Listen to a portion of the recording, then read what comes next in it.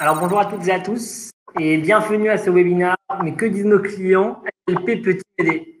Organisé par Data Scientist et animé par Michelin aujourd'hui.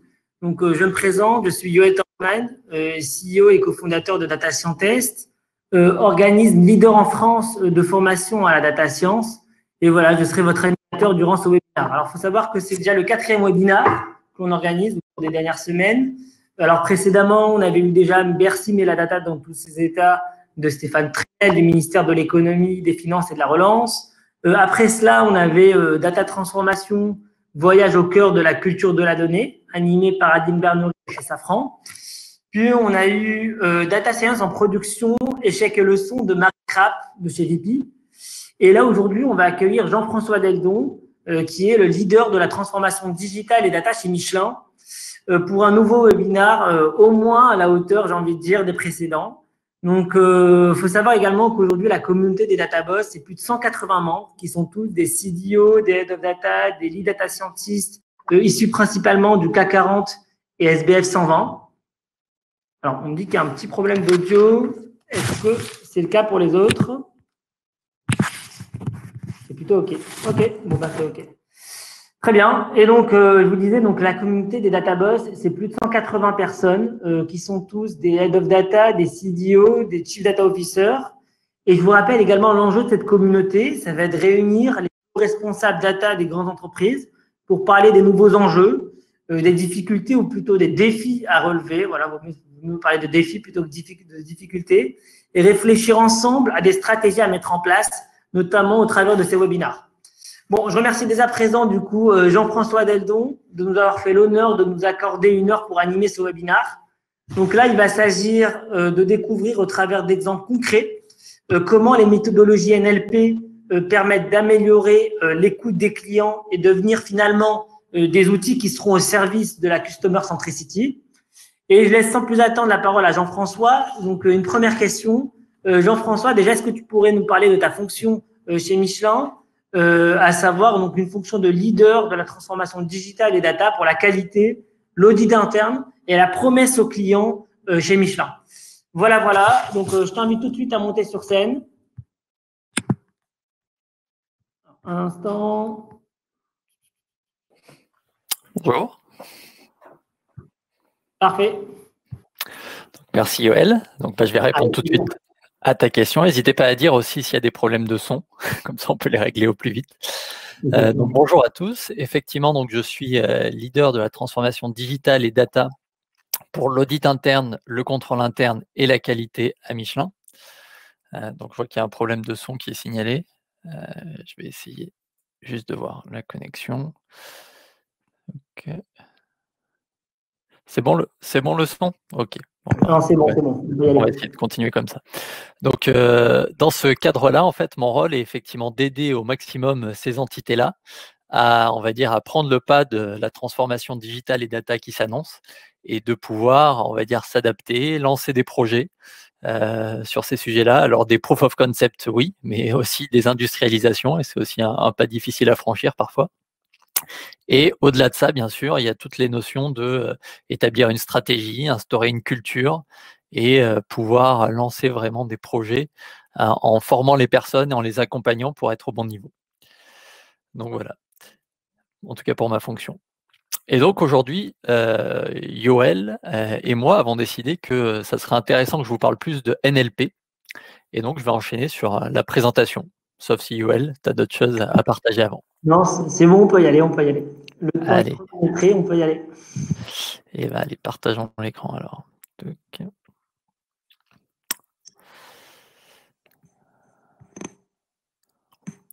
Donc, pour commencer, effectivement, donc le sujet dont je vais vous parler, ça s'adresse à « Mais que disent les clients? Est-ce que le NLP peut m'aider ?»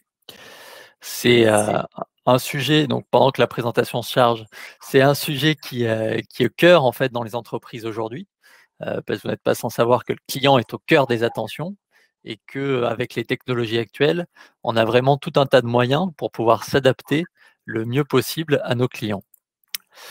Et donc, alors, si ça veut bien partager l'écran, je vais essayer autre chose.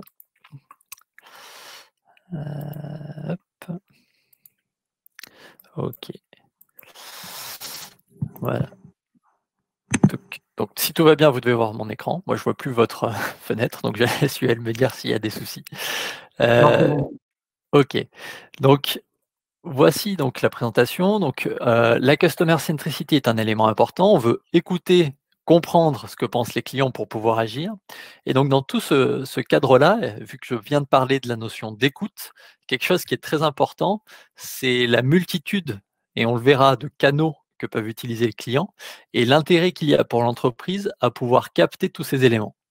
Alors bien sûr, vu qu'il y en a beaucoup, vu qu'il y a beaucoup de données qui circulent dans ce domaine-là, ce sont des données qui sont souvent non structurées puisqu'on parle de voix, on parle de texte. Donc c'est des choses qui nécessitent une analyse supplémentaire pour pouvoir les comprendre, on va dire de façon un peu plus automatique.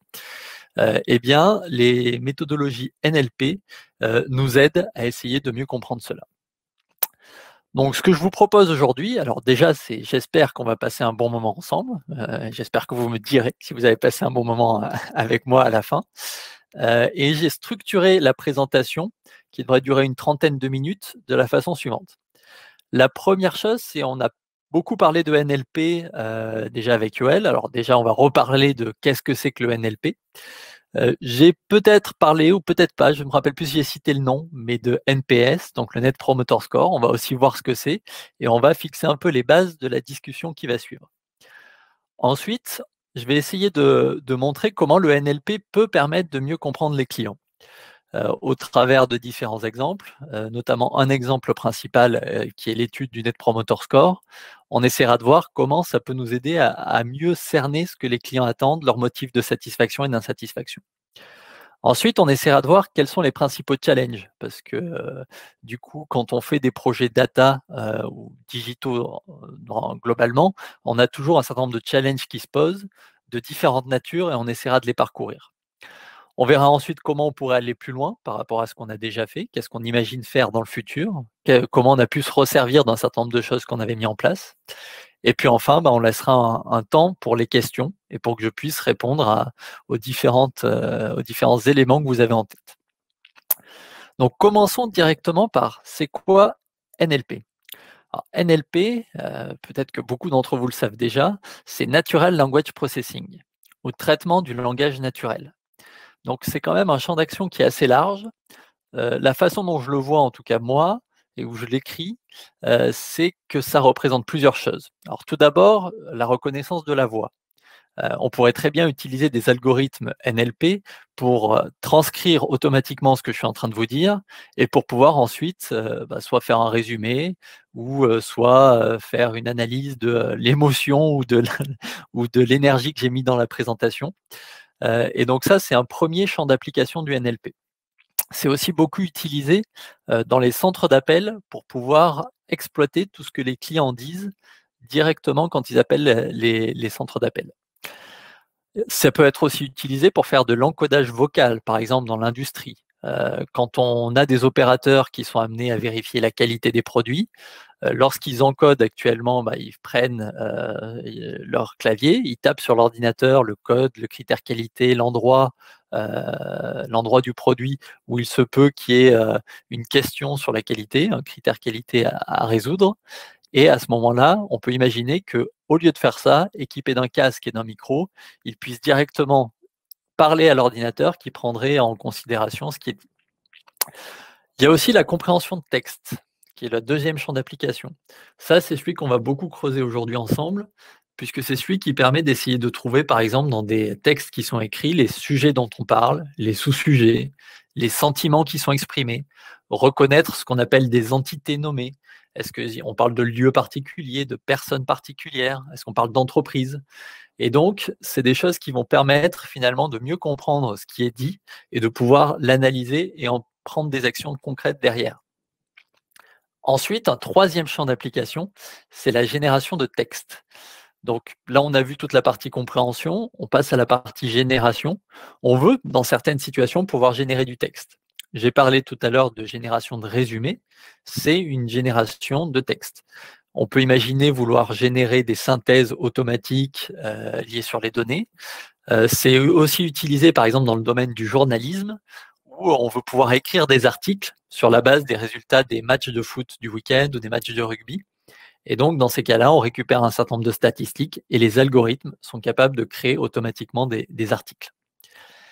Enfin, le dernier champ d'application que j'aime citer, c'est la génération de la voix, puisque une fois qu'on a fait tout ce travail-là, on peut aussi vouloir que la machine parle à l'opérateur, échange, pour pouvoir demander des précisions, pour pouvoir créer du contenu audio qui peut être des fois plus agréable à écouter qu'à lire, surtout si on est pris par d'autres activités qui demandent notre attention visuelle. Et ça peut être notamment un cas d'application qui est assez connu, c'est Google Duplex, qui est un outil que Google a lancé il y a quelques années, en tout cas en prototype et puis de plus en plus en industrialisant des cas d'usage, et qui permet de demander à cet outil, donc Duplex, de réserver des restaurants aux États-Unis ou des séances chez le coiffeur. Et donc là, c'est la machine qui prend directement un appel téléphonique avec le commerçant pour pouvoir faire la réservation, en ayant à la fois de la reconnaissance de ce que dit le commerçant et de la génération de voix pour pouvoir faire l'échange. Donc le NLP, c'est quand même assez large. Ensuite, on se pose la question des clients. Donc comment s'expriment les clients? Alors il y a beaucoup de canaux différents. Le premier, qui est le plus ancien, on va dire, et le plus relationnel entre les personnes, c'est directement en parlant, en échangeant avec leurs account managers, avec les forces de vente ou avec des gens dans un magasin. Donc ça, c'est une première possibilité d'expression. Ensuite, bien sûr, il y a tout ce qui concerne les appels téléphoniques dans les centres de services, tout ce qui concerne les échanges qu'ils peuvent avoir, soit par des applications type WhatsApp ou autres sur leur smartphone, ou des applications qui ressemblent plus à des portails pour faire des commandes, pour faire des réclamations directement sur leur ordinateur. Où là, il va y avoir potentiellement d'ailleurs des expressions qui vont différer en fonction de est-ce que c'est une relation directe, est-ce que c'est une relation plus au travers d'une application. Il y a aussi des expressions qui ne sont pas directement adressées à l'entreprise. C'est le cas par exemple des réseaux sociaux où les clients et les consommateurs vont s'exprimer sur les produits, sur l'entreprise, et il s'agira d'essayer de comprendre ce qu'ils disent à un moment donné où ils ne s'expriment pas directement à vous. Et enfin, un mode de communication qui va beaucoup nous intéresser aujourd'hui, c'est la partie sondage. C'est le moment où en fait on fait un point sur la relation avec le client en lui posant concrètement des questions sur notre relation, sur comment on s'est comporté, sur comment on peut s'améliorer. Donc il y a tout plein de canaux différents et vous voyez l'intérêt d'avoir en tête tous les champs du NLP possibles que je viens juste de présenter, puisque justement ils seront mis en œuvre à différents niveaux de ces interactions. Ensuite, donc j'ai dit qu'on allait faire un focus un peu plus particulier sur la partie sondage, et notamment sur un que je vais présenter ici, qui est le NPS. Alors NPS, qu'est-ce que ça veut dire? NPS, ça veut dire Net Promoter Score. C'est en fait une note de la façon dont vos clients vous recommandent, pour faire simple. Donc la question est assez simple. On leur demande: recommanderiez-vous Michelin à un père ou un collègue? Ces personnes-là, donc ces clients, donnent une note entre 0 et 10. Si la note est en dessous de 6, 6 étant inclus, ce sont ce qu'on appelle des détracteurs. Si la note est entre 9 et 10, ce sont des promoteurs. Et si la note est entre 7 et 8, ce sont ce qu'on appelle des passifs. Et le NPS, le vrai score NPS tel qu'il est défini, c'est le pourcentage de promoteurs moins le pourcentage de détracteurs. Donc c'est une note qui est entre moins 100 et 100. Et au-delà du score qu'on leur demande, la partie finalement qui va nous intéresser aujourd'hui, c'est les raisons de cette note. Et en fait, quand on fait un Net Promoter Score, alors il y a beaucoup de façons différentes de présenter cette question, mais en tout cas, la façon qu'on a trouvé à Michelin, en tout cas, et dans beaucoup d'autres entreprises de la mettre, c'est de simplement écrire quelque chose comme: pouvez-vous détailler les raisons précises de cette note? Pourquoi cette formulation? Parce qu'elle est assez générique pour que les gens s'expriment librement, et pour autant, on ne va pas, on va dire, biaiser l'analyse en leur citant des éléments. Donc la partie Net Promoter Score consiste vraiment à leur demander: est-ce que vous nous recommanderez et pourquoi? et ils vont donner ce qu'ils ont en tête. Alors, ils vont sûrement pas citer tous leurs points d'avantage ou d'inconvénients dans la relation. Par contre, ce qu'on imagine, c'est que ceux qu'ils vont exprimer sont vraiment ceux qu'ils ont en tête et les éléments majeurs. Au-delà de ça, effectivement, donc vous pourrez vous dire, mais est-ce qu'il ne faut pas faire des sondages un peu plus particuliers à certains autres moments de la relation? La facturation, la réception, la livraison, c'est vrai, on en fait, mais pour l'instant, en tout cas pour l'étude que je vais vous montrer, on a surtout privilégié le Net Promoter Score comme un indicateur, en tout cas, de la relation client dans son ensemble. Donc maintenant, nous allons passer à la partie qui consiste à se demander, mais en quoi le NLP peut m'aider, notamment sur ces Net Promoter Score, sur ces enquêtes Net Promoter Score, à mieux comprendre les clients. Donc pour ce faire, alors je n'ai pas fait de longs discours, je n'ai pas fait on va dire, de slides très très compliqués. C'est pour ça que vous voyez une seule phrase sur ce slide qui correspond à un verbatim. J'ai précisé qu'il était faux parce que je n'ai pas pris un vrai verbatim de la base. J'ai pris quelque chose qui peut ressembler à des choses qu'on a, mais ça n'en est pas indirectement. L'idée est en plus de mettre quelque chose qui soit très explicatif. Donc, dans ce verbatim, il y a très bon produit, livraison un peu longue. Donc, comme vous voyez déjà, ce n'est pas un verbatim sur lequel la personne s'est exprimée de façon très très longue pour expliquer tous les détails. Donc, elle a juste pris le temps de répondre, la note, et puis un petit commentaire, ce qui correspond finalement au temps qu'elle voulait passer à répondre à cette enquête, qui était un temps sûrement restreint du fait du reste de ses activités. Et donc, elle est allée à l'essentiel en citant les 2 éléments principaux qu'elle avait en tête. Donc, ce qu'on peut voir, c'est que, d'ailleurs, dans ces enquêtes, c'est souvent des messages de ce type-là, sauf pour une certaine catégorie de personnes qui, elles, prennent un peu plus de temps à répondre, font des phrases un peu plus étoffées et essayent d'insister un peu plus sur certains éléments. Mais pour la plupart des messages, c'est à peu près ce type de contenu. Et ce qu'on voit et qui est intéressant ici, c'est que j'ai parlé tout à l'heure de trouver des sujets, des sous-sujets, des sentiments, donc on va voir que c'est ce qu'on fait.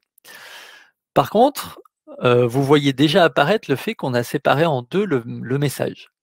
On a d'un côté mis très bon produit et de l'autre côté livraison un peu longue. Très bon produit, en fait, ce qu'on arrive à se rendre compte assez facilement, quand on regarde le message, c'est que ça parle de produit. Donc nous, dans notre catégorisation, le sujet est produit, le sous-sujet est général et le sentiment qui est associé est très positif, parce qu'il parle de très bons produits.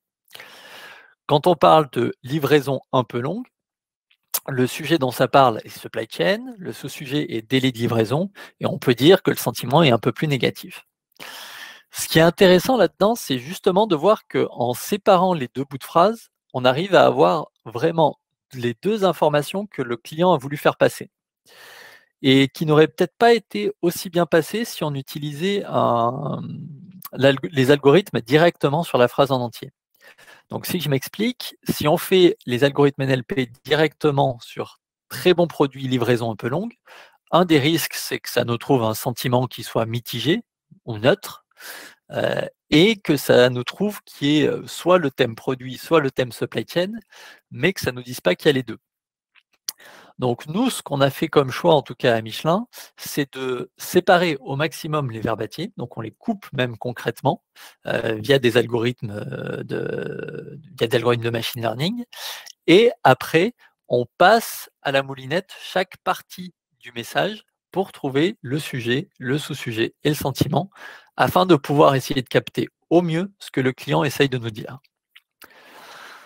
Donc en tout cas, c'est quelque chose qui nous apparaît comme très intéressant. Comment ça marche concrètement? Donc là, je vais parler de qu'est-ce qu'on a mis en place pour pouvoir faire tout ça. Donc après un proof of concept qui a duré quelques semaines, disons, et qu'on a pu faire avec assez peu de ressources, on est passé dans une phase où on a voulu faire toutes ces études de façon plus automatique. Alors comment on fait pour automatiser tout ça? La première chose, c'est que pour que les clients répondent, il faut qu'on leur ait envoyé les enquêtes.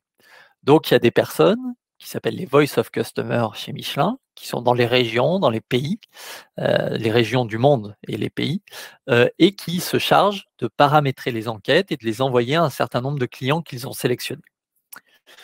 Donc, ils envoient les sondages via leur application, qui est une application de même type que SurveyMonkey, Qualtrics, Medallia.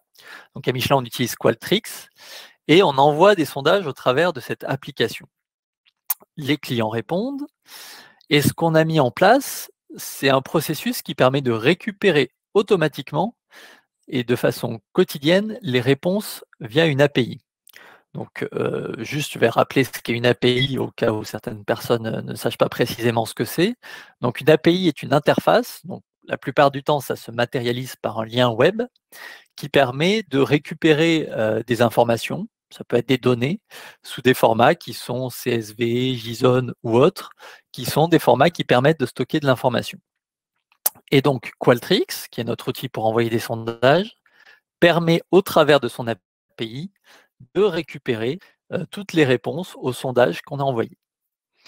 Donc, on exécute ça pour récupérer sur nos data lakes toutes les données qui viennent de ces sondages. Une fois que cela est réalisé, donc on a collecté les données brutes, on va passer à une phase où on va essayer de les structurer. Donc là, on va mettre, on va dire, un canevas en place pour que toutes les réponses qu'on a collectées puissent rentrer finalement dans un moule afin de pouvoir utiliser par la suite les algorithmes un peu plus génériques qu'on a développés afin de pouvoir notamment les utiliser sur plusieurs cas. Et donc, le fait de passer à une étape de standardisation permet de pouvoir réutiliser des briques techniques. Donc, cette brique technique consiste à des scripts Natural Language Processing qui permettent de trouver le sujet et le sentiment. Sachant que pour trouver le sujet, pour rentrer un peu dans les détails, on utilise des algorithmes de classification supervisée. Ça veut dire qu'il y a un certain nombre de personnes à Michelin qui ont passé quand même un petit moment à lire des messages et à les catégoriser dans les catégories et les sous-catégories qui nous intéressaient. Et on utilise ce labeling, cette catégorisation qui a été faite pour entraîner la machine. Et sur cette base, les algorithmes Natural Language Processing sont capables de nous donner les catégories, les sous-catégories et les sentiments des nouveaux messages qui apparaissent au jour le jour de façon automatique. Enfin, on met à disposition les résultats via un outil de data visualisation. Dans notre cas, c'est Power BI, qui est un outil qui est très utilisé à Michelin. Et donc, on rend accessible à tous les employés de Michelin les résultats de cet algorithme pour qu'ils puissent aller voir les commentaires des clients, les catégories, les sous-catégories qui y sont associées et pouvoir faire des filtres en fonction du pays, de l'année et de tout un tas d'éléments pour pouvoir aller le plus simplement possible récupérer de l'information qui leur est utile pour pouvoir améliorer la relation que l'on a avec le client et augmenter la satisfaction de nos clients. Si on reste sur le comment ça marche, donc là, voici un exemple de ce rapport Power BI dont je vous ai parlé à l'instant. On peut voir que déjà, alors c'est le cas de Michelin, on a plusieurs types de clients, donc on a des distributeurs et on a les flottes. Donc on gère les deux de façon un peu différente, puisque notamment les distributeurs revendent nos pneus à des consommateurs finaux, là où les flottes les utilisent assez directement. Qu'est-ce que ça veut dire derrière ça? Ça veut dire que les messages qui sont exprimés par les deux populations ne sont pas les mêmes. Et notamment quand on regarde les catégories et les sous-catégories, il y a un besoin de classification différente car les sujets dont ils parlent ne sont pas les mêmes. Et c'est pour ça qu'on les différencie à ce niveau-là. Ensuite, on voit qu'on donne aux utilisateurs les informations que j'ai supprimées ici, mais qui sont bien dans l'outil, sur la dernière date où le rapport a été rafraîchi et la dernière date où on a récupéré une réponse Net Promoter Score. Ensuite, on donne des informations qui permettent à l'utilisateur de savoir où on se situe en termes de nombre de réponses et en termes de score NPS cette année, comparé à la sélection qu'il peut faire directement dans le dashboard et qui lui présente le nombre de réponses et le score NPS à ce moment-là. Tout un tas de filtres sur l'année, la région, et qui permettent au final de connaître la répartition par région, par pays, pour savoir s'il y a des régions ou des pays qui sont plus représentés en termes de réponses, pour savoir l'évolution du score NPS au cours du temps. Là, pour le coup, on voit que ça monte, ce qui prouve que potentiellement, on fait bien attention à prendre les actions pour améliorer la satisfaction des clients. et des éléments sur quels sont les sujets associés aux sentiments les plus négatifs et quels sont les sujets associés aux sentiments les plus positifs. L'idée de ce rapport, à la fin, est vraiment que les gens puissent se faire une idée de ce qui marche bien et de ce qui marche moins bien vis-à-vis de nos clients et qu'ils puissent prendre des décisions sur la base de ces informations. Donc ça, c'est la page principale. Et ce qu'on a aussi donné comme possibilité, c'est aux personnes de pouvoir aller plus en profondeur sur l'analyse de texte, l'analyse de sentiments, pouvoir faire une comparaison périodique ou éventuellement région contre une autre région, pays contre un autre pays. Et la partie qui, en tout cas, nous tenait beaucoup à cœur, c'est de permettre à tout le monde d'avoir accès aux commentaires. Et dans les commentaires, on a laissé pour chaque commentaire, bien sûr, le message originel, le message traduit en anglais, pour que les gens puissent y avoir accès et comprendre même s'ils ne parlent pas cette langue-là. Et on a aussi laissé, bien sûr, la catégorie, la sous-catégorie et le sentiment. Et on verra que du coup, cela nous permet aussi de mobiliser les gens dans une slide future. Ensuite, ce qu'on peut se demander, c'est, bon là ce que j'ai présenté, c'est plutôt fluide. Ensuite, est-ce que c'est vraiment aussi simple? Bon, l'image, j'imagine, vous fait penser que c'est peut-être pas le cas. Et c'est plutôt effectivement, l'image a plutôt raison. C'est-à-dire que finalement, ça ne s'est pas fait aussi simplement de mettre tout ça en place. Sur le papier, quand on le fait rétrospectivement, on a l'impression que effectivement, ça coule de source. Mais il y a tout un tas de challenges, de difficultés auxquelles on fait face sous différents domaines et qui jalonnent finalement le fait de pouvoir arriver aux résultats que je vous ai montrés. Donc, on va essayer de les parcourir, ces challenges. Je les ai classés en 3 types différents. La première dont je vais parler, ce correspond aux difficultés techniques. Donc, en premier lieu, l'accès aux données. L'accès aux données, donc, comme je vous ai dit, on utilise une API pour se connecter aux données de Qualtrics et récupérer les résultats des sondages, des enquêtes. Sauf qu'en fait, bon, dit comme ça, c'est beau, mais il se trouve que les gens avaient créé des enquêtes bien avant qu'on analyse tout ça. Donc, il y a des enquêtes qui ne sont pas sous le même format, où les champs n'ont pas les mêmes noms, avec tout un tas de difficultés pour retrouver quelle information est où. Certains sondages où il nous manque des informations pour pouvoir relier les données à d'autres données dans le groupe. Donc, néanmoins, même si on utilise une API, ça a demandé de faire tout un effort pour pouvoir vraiment récupérer l'information de ces sondages et pouvoir les structurer. Et comment cela a été fait, très concrètement? On a fait ce qu'on appelle une table de transcription, c'est-à-dire qu'on s'est donné les champs qu'on voulait regarder, le verbatim original, le verbatim traduit, le score NPS, le nom du client. Et on a fait la chose suivante. Pour chaque sondage, on a fait la traduction de tel champ. Donc le champ verbatim, c'est le champ question 1 dans ce sondage. Le champ verbatim, c'est le champ question 14 dans tel autre sondage. Et donc, en faisant cette table de transcription, on arrive finalement, tout en gardant la flexibilité qu'il y avait pour lancer les sondages pour les personnes qui les lançaient, à récupérer les données, à les structurer et à les analyser. Un deuxième élément, un deuxième challenge technique concernait les algorithmes. Donc, quand on a commencé à travailler sur ce sujet, on avait assez peu d'expérience sur le Natural Language Processing au sein du groupe Michelin. Et donc, on a dû faire tout un tas de tests d'algorithmes, de clustering, de classification, pour pouvoir arriver aux résultats souhaités. Et au-delà de ça, quand même, il y a un algorithme qui est toujours très difficile à paramétrer, c'est l'algorithme qui concerne le sentiment. Autant sur la partie catégorisation, sujet, sous-sujet, on arrive à des résultats qui sont très très hauts en termes de précision, éventuellement même de l'ordre de 90, voire un peu plus de 90% sur certains sujets. Autant sur l'algorithme de sentiment, on a fait tout un tas de tests, mais avec des difficultés pour aller au-delà de 75-80% en utilisant les algorithmes de sentiment standards qui sont produits par Azure, par Google ou autres. Et donc, on a utilisé celui qui avait les meilleurs résultats, bien entendu. On a donné ces informations on a rendu ces informations disponibles dans l'outil. Par contre, on a fourni un certain nombre de précautions que je vais détailler après dans la partie culture. Mais en tout cas, ce qu'il faut retenir, c'est que c'est difficile de trouver les bons algorithmes et qu'il faut bien les entraîner pour pouvoir finalement avoir le résultat voulu. En tout cas, il ne faut pas hésiter.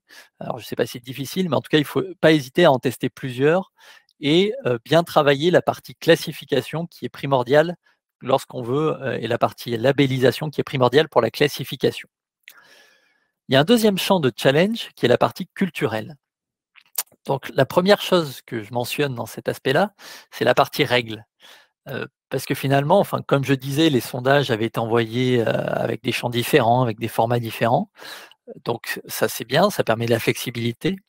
Néanmoins, même si on garde cette flexibilité, il faut se donner un certain nombre de règles. Donc comme je l'ai dit, on a fait une table de transcription. Mais ce qui veut dire que lorsqu'on crée un nouveau sondage, lorsqu'on modifie un sondage existant, notamment les champs qu'on utilise, on doit s'astreindre à modifier la table de transcription correspondante sous peine de perdre finalement l'automatisation de cette analyse. Et donc ça, c'est un travail qui apparaît à un moment donné quand vous faites l'industrialisation, où vous vous rendez compte que certaines personnes peuvent faire des changements sans en avertir les autres. Et donc, il y a un vrai besoin de se donner un certain nombre de règles, de verrous, pour assurer que l'ensemble continue de marcher et soit pérenne. Ensuite, il y a la question de la confiance en l'outil. Donc, nous, la façon dont on a abordé ça, c'est de travailler vraiment avec les personnes qui utilisent l'outil, donc les Voice of Customer et les quelques autres personnes qui regardaient de près la satisfaction client, pour principalement deux choses. La première, c'est être sûr qu'on réponde à leurs attentes. Et la deuxième, c'est d'être sûr qu'ils puissent valider l'outil et qu'on puisse avoir confiance en l'outil. Donc, sur la partie catégorie, sous-catégorie, ça a été très bien fait. Sur la partie sentiment, comme j'ai dit, on a fait un test avec plusieurs algorithmes et on a trouvé un qui marchait à 75-80% de précision. Mais en même temps, 75 à 80% de précision, ça veut dire que quand on prend 10 messages individuels, on en a 2 ou 3 qui auront un sentiment qui ne sera pas le bon. Donc, ce qu'on fait par rapport à ça, c'est que tout d'abord, on avertit les utilisateurs de ce fait-là. On leur dit que potentiellement, s'ils font des moyennes, ils peuvent utiliser l'analyse du sentiment pour regarder ce qui se passe. Et on leur dit aussi, on les engage à rectifier lorsqu'ils voient un sentiment qui n'est pas bon. On leur a mis en place une boucle de feedback où lorsqu'ils voient un message dont le sentiment ou la catégorie d'ailleurs n'est pas bonne, ils peuvent le signifier en indiquant celui que l'algorithme aurait dû trouver. Le but de ça, c'est effectivement d'abord de corriger les éléments qui ont été mal classés, mais aussi d'alimenter des algorithmes d'analyse de sentiments pour pouvoir finalement avoir un sentiment plus proche de ce qu'on devrait trouver. Enfin, il y a la partie stratégie en termes de challenge, puisque lorsqu'on fait ça, il y a un vrai intérêt, en tout cas, à trouver la valeur. Donc, on a beaucoup essayé d'insister sur les besoins qu'avaient les Voice of Customer afin de leur faciliter la vie, ce qui est un premier élément de valorisation de ces outils-là. Et le deuxième consiste vraiment à se dire qu'on cherchait une classification qui permette de prendre des actions. Et c'est pour ça qu'on a des catégories qui ressemblent beaucoup à marketing, supply chain ou autres, des choses qui nous parlent en interne pour pouvoir réorienter les messages et pour que les personnes de ces entités-là qui vont sur le rapport puissent directement voir comment en fait ils peuvent apporter plus de valeur au client et qu'est-ce qu'exprime le client sur le domaine qui les concerne. Et enfin, il y a la partie utilisation, puisque finalement, l'outil n'est vivant que s'il est utilisé, et on monitore et on suit l'utilisation régulière de cet outil par les Voice of Customer, mais pas que, puisque maintenant il est disponible à tout le monde chez Michelin, tous les employés de Michelin. Donc, ce qu'on fait, c'est qu'on essaye de contacter certaines personnes qui utilisent l'outil, de communiquer autour de l'outil et de récupérer des feedbacks sur est-ce que les gens apprécient l'outil, qu'est-ce qu'ils apprécient ou non, quels sont les éléments qui pourraient être ajoutés pour alimenter finalement la stratégie de développement autour de l'outil et d'être centré sur l'utilisation. Donc, c'est un autre challenge qu'on a essayé de traiter de cette façon-là. Donc, sur cette partie utilisation en particulier, donc là, je vous montre quelques éléments sur l'utilisation de l'outil. Il a été déployé définitivement en septembre de cette année. Et donc, ce qu'on voit, c'est que pour pouvoir s'adapter, on utilise des statistiques donc de ce rapport Power BI journalière sur le nombre d'utilisations. Donc, on voit qu'il y a une utilisation qui est à peu près constante semaine par semaine, qui varie de façon très, très forte à certains moments selon les communications qu'on fait. Et pour l'instant, il y a eu 358 utilisateurs pour un total de 4500 connexions à l'outil, ce qu'on considère comme plutôt bien, sachant qu'on a à peu près 10 Voice of Customer sur Michelin. Ça veut dire qu'il y a une population beaucoup plus large qui s'est connectée à l'outil et qui l'a utilisé. Et on a eu un certain nombre de feedbacks, de fonctionnalités qu'on pouvait améliorer, qu'on pouvait produire en plus sur cet outil-là. Donc, maintenant, la question est comment on va plus loin. Donc là, je suis rentré dans le détail vraiment d'une façon d'utiliser le NLP pour pouvoir écouter ce que disent les clients, donc qui est finalement la partie sondage. Vous voyez que je l'ai présenté au tout début. Il y a beaucoup d'autres canaux différents qui nous permettent de pouvoir comprendre ce que disent les clients. Donc, une première façon d'aller plus loin, c'est de diversifier les sources. Et comment on le fait? La plupart du temps, ce qu'on fait dans le domaine de la data, c'est qu'on identifie la valeur que nous apportent ces sources-là par rapport à la faisabilité de le réaliser. Donc, concrètement, les choses qui sont les plus atteignables, c'est forcément de faire la même analyse de texte sur d'autres domaines, donc sur d'autres sondages, sur les réseaux sociaux, sur les mails. Donc ça, c'est un premier champ d'application pour aller plus loin. Un autre champ qui est un petit peu différent est de s'attaquer au domaine de la voix. Donc les appels téléphoniques et les échanges directs. C'est beaucoup plus faisable quand on fait ça de s'adresser au problème des appels téléphoniques.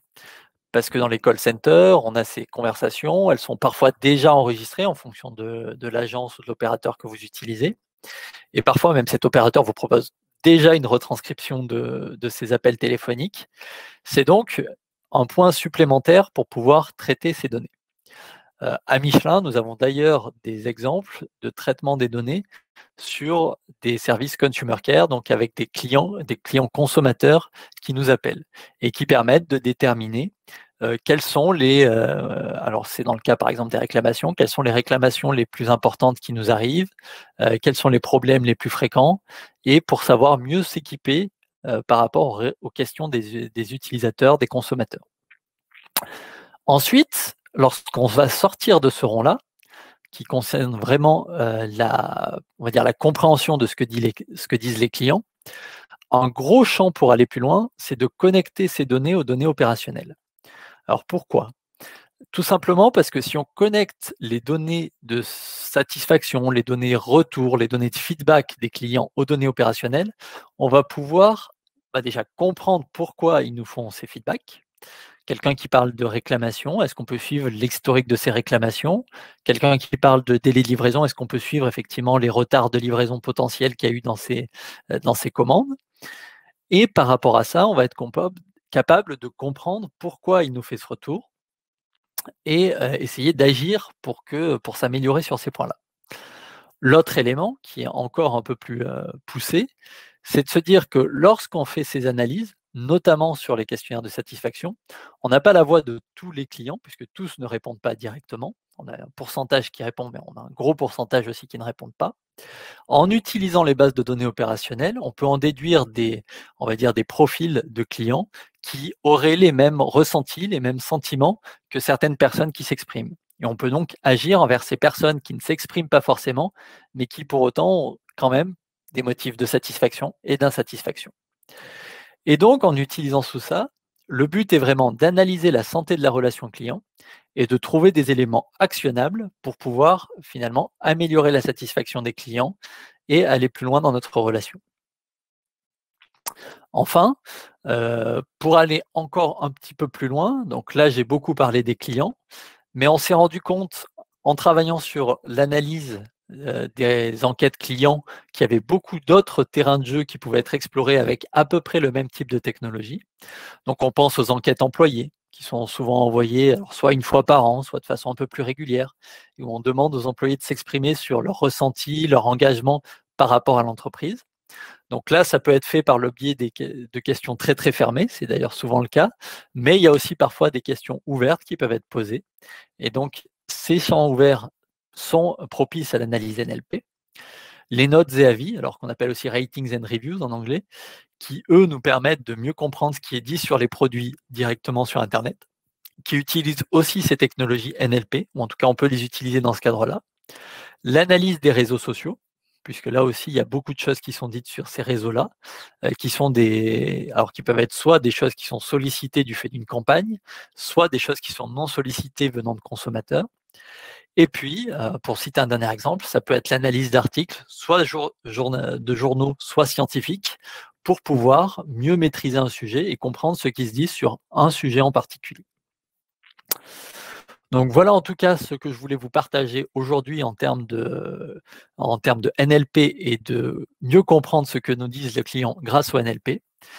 J'espère que ça vous aura été utile et je suis disponible pour vos questions. C'est très bien Jean-François, écoute, c'était franchement super intéressant. Une très belle présentation. Alors là, on va voir s'il y aurait des questions. Sinon, c'est moi qui les pose.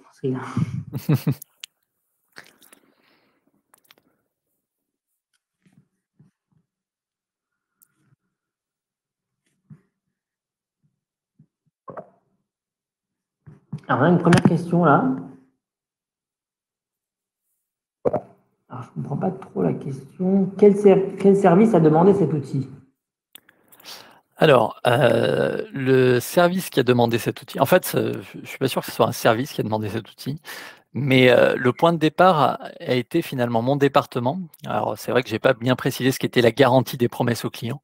Alors, la garantie des promesses aux clients, qu'on a rattachée à la qualité, ça consiste en fait à se dire qu'on faisait des promesses qui étaient soit exprimées, soit peut-être pas exprimées, mais en tout cas, les gens le ressentaient comme des promesses à nos clients, et qu'on voulait s'assurer que ces promesses étaient remplies. Et une des briques de la garantie des promesses aux clients vient d'écouter consiste à écouter ce que disent les clients. Et donc, ce groupe garantie des promesses aux clients qui fait partie de mon département avait mis, donc, avec les différentes régions de Michelin, un système d'écoute basé sur ce Net Promoter Score. Et le point de départ a été finalement de se dire comment, en fait, on peut systématiser ou automatiser l'analyse globale de ces messages. Donc, je dirais que le service qui a demandé cet outil, c'est finalement le service garantie des promesses aux clients, qui est très proche de l'équipe marketing et vente, en fait, par ces liens, on va dire, fonctionnels. Super.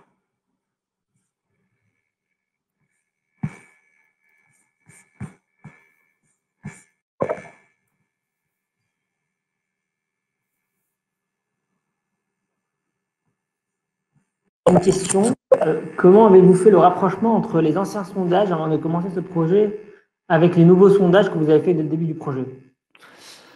Alors du coup, ça s'est fait concrètement par la table de transcription dont j'ai parlé. C'est-à-dire qu'on est vraiment parcouru tous les anciens sondages. On a fait cet exercice de retranscrire les réponses sur les nouveaux. Le seul traitement un peu supplémentaire qu'on a fait finalement, c'est pour retrouver les bons clients, parce qu'on avait une volonté qui était de relier quand même les réponses des clients sur lesquels on avait le mail à nos outils de Customer Relationship Management, donc à nos CRM. Et pour ça, on a dû refaire un petit peu l'historique pour joindre les adresses email à des adresses email de contact qui existaient vraiment dans le CRM. Donc, c'est vraiment à travers de cette étape qui a mobilisé les Voice of Customer et les gens de la data à Michelin qu'on a pu récupérer ces sondages-là. Et en fait, on a juste mis dans la base de récupération ces anciens sondages et ces nouveaux, et les nouveaux sondages. Et comme ça permet de faire la liaison automatiquement. On a pas mal de questions, donc si possible, d'y répondre quand même assez rapidement. Donc, on a qui pose une question, combien de temps de développement en tout pour le développement? Alors, il y a eu deux phases. Donc, pour le POC, on va dire quelques semaines, on va dire 4-5 semaines de travail, peut-être un tout petit peu plus, mais pas beaucoup plus. Pour l'industrialisation, ça a été beaucoup plus long. Alors, principalement du fait de l'accès aux données et des connexions à un certain nombre de données opérationnelles. Et là, ça nous a pris plutôt quelques mois. Très bien. Alors, on a une question d'Adrien. Pour gérer les différentes langues, j'ai cru comprendre que vous traduisiez les textes dans une langue de référence. Est-ce bien ça? Oui, tout à fait. Alors, pour l'instant, on a à peu près 40-45 000 réponses NPS dans le monde. Donc ça fait une quantité qui n'est pas non plus énorme quand on regarde pays par pays ou langue par langue. Donc pour pouvoir faire l'analyse quand même, on traduit tout dans la langue de référence qui est l'anglais, qui marche un peu moins bien sur certaines langues, notamment asiatiques, même si ça reste raisonnable. Et on fait la classification. Par contre, voilà, on fait le labeling sur la langue d'origine, c'est-à-dire qu'on traduit en anglais, mais les personnes qui mettent les classes le font sur la version d'origine, c'est-à-dire en chinois, en japonais ou en anglais, en italien, français, tout ça. Et là, le but, c'est effectivement de pouvoir utiliser le NLP plus facilement du fait du faible nombre en fait, de réponses qu'on a si on regarde langue par langue. Alors, on a également une question d'Inayat. Est-ce qu'il aurait été possible d'effectuer le travail de labellisation avec des modèles d'unsupervised learning, de type topic modeling? Alors, en fait, oui, en partie. D'ailleurs, c'est en partie ce qu'on a fait, c'est-à-dire qu'on a commencé pour les gens qui ont fait la classification, on a commencé par leur faire du clustering en utilisant des modèles de trigrammes, donc on fait les couples de 3 mots qui reviennent le plus, et on leur a exposé ça. Et en fait, la première version du labeling, ou de la classification qu'ont fait les personnes, ils ont classifié les clusters en eux-mêmes. C'est-à-dire qu'au lieu de leur assigner des trigrammes, ils leur ont assigné des vrais noms de classes. Et en fait, on a commencé comme ça et petit à petit, on est descendu au niveau des messages. Mais pour le proof of concept, on était passé par du unsupervised. Merci beaucoup. Alors, on a une question de Pascal. Alors, je ne sais pas si c'est une question. En tout cas, analyse de sentiments en combien de niveaux? Développement from scratch ou utilisation d'un algo existant? Alors pour l'instant, utilisation d'un algo existant. Pour l'instant, alors je ne sais plus si on utilise Azure NLP ou si on utilise une librairie Python qui fait du sentiment. Mais en tout cas, à l'instant, ça n'a pas été customisé. La volonté, c'est justement quand on aura récupéré assez de retours des utilisateurs pour corriger des erreurs de sentiment, pouvoir utiliser quelque chose qui sera plus customisé. Alors, je ne sais pas si ça sera from scratch ou ça sera du reinforced learning. Donc, si on va utiliser une base déjà existante sur laquelle on va rajouter des cas, mais en tout cas, on a comme volonté de pouvoir customiser ces éléments-là. Très bien. On a une question de Guillaume. Comment prenez-vous en compte les biais culturels, notamment dans les taux de réponse positifs? Certaines cultures sont plus positives que d'autres et donc auront des NPS plus élevés. Alors c'est une bonne question, effectivement. C'est-à-dire que quand on regarde les NPS, enfin notamment les scores pays par pays, c'est pas du tout les mêmes scores, ou en tout cas la même moyenne en fonction de l'endroit où on regarde. C'est beaucoup lié à la culture. Donc en fait, on s'attache, je dirais même des fois moins, ou en tout cas on va plutôt, c'est pas qu'on s'attache moins, c'est plutôt qu'on va faire une relation entre le sentiment qu'on a et le Net Promoter Score qu'on a. Et à partir de là, en fait, on va essayer de déterminer si on a un sentiment positif dans quelque chose qui est passif ou positif. On ne va pas le voir pareil qu'un sentiment négatif dans un commentaire de détracteur. On va essayer en fait de déduire à travers ce lien sentiment et score, finalement, quel est le vrai ressenti de la personne. Après, c'est sûrement pas parfait. Donc, on essaye de faire des choses autour de ça. Et en fonction des retours qu'on a, enfin, c'est aussi pour ça qu'on a des voice of customer dans chaque région. C'est des personnes qui connaissent vraiment la culture et qui travaillent avec les forces de vente, avec les différents opérationnels pour essayer de prendre les actions qui s'imposent et qui relisent finalement les résultats de l'algorithme. Très bien. On a des questions, on va dire, assez similaires de la part de Gildas et Noémie. Voilà, sur la composition de l'équipe qui a travaillé en fait sur le développement, quelle est la durée, combien de personnes grosso modo, et puis voilà. Et bien, du coup, est-ce qu'ils ont suivi un cursus de data scientist? Mais bon, ils auraient pu. Du coup, sur le profil des personnes qui ont fait ça. Alors, le proof of concept, concrètement, en fait, c'est moi qui avais développé l'algorithme pour le proof of concept et la visualisation avec une équipe de voice of customer et de 2 personnes de la garantie des promesses aux clients. Donc, la première équipe, c'était ça. Ensuite, pour l'équipe qui a fait vraiment le projet industrialisé, là, on est passé par des équipes de notre Data Factory qui est en Inde, où là, j'avais plus le rôle effectivement de product owner ou je ne sais pas quoi, en tout cas de la personne qui remonte les besoins.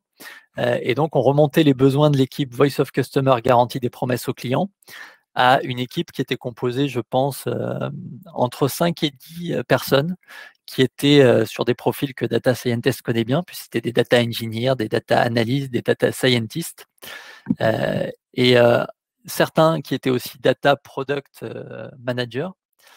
puisqu'en fait, donc on avait un product manager qui pilotait le travail de toutes ces personnes-là, en local à Pune.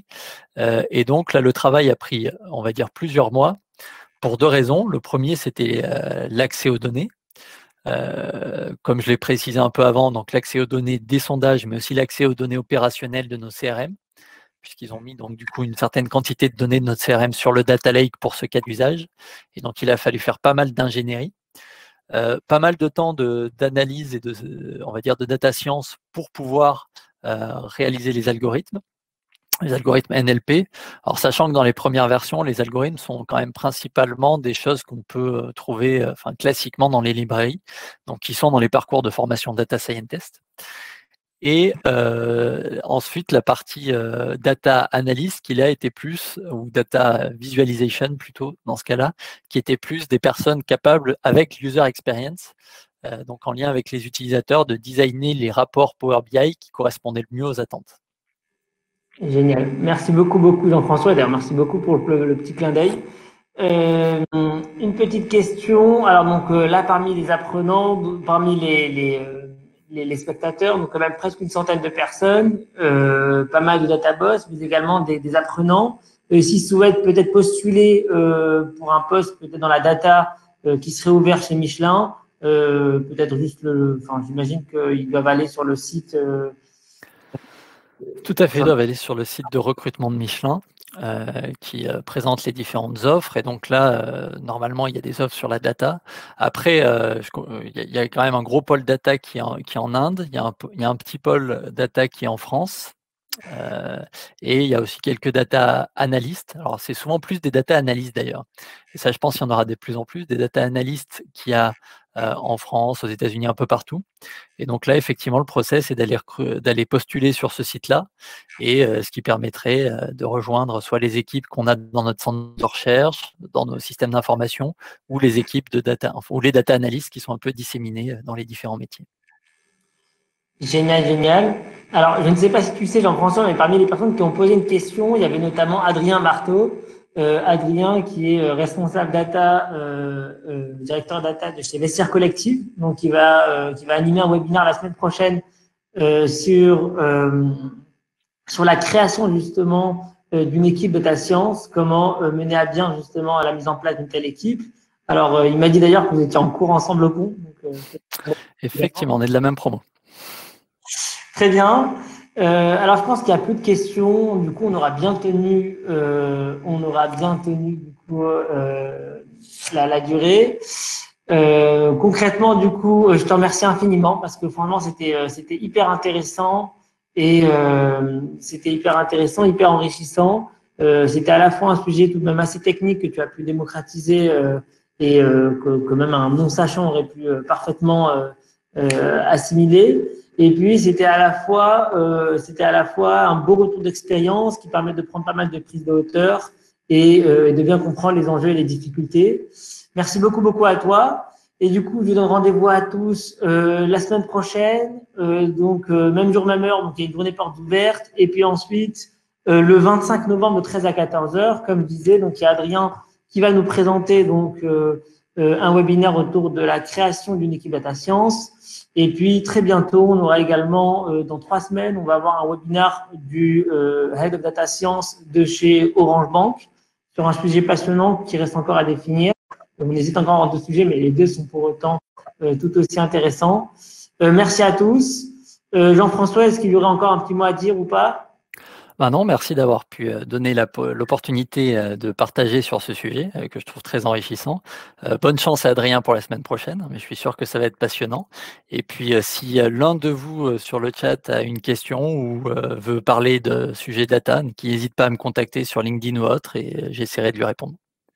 Génial. Merci infiniment, Jean-François. C'était franchement hyper intéressant. Donc, il y a Adrien qui te dit merci.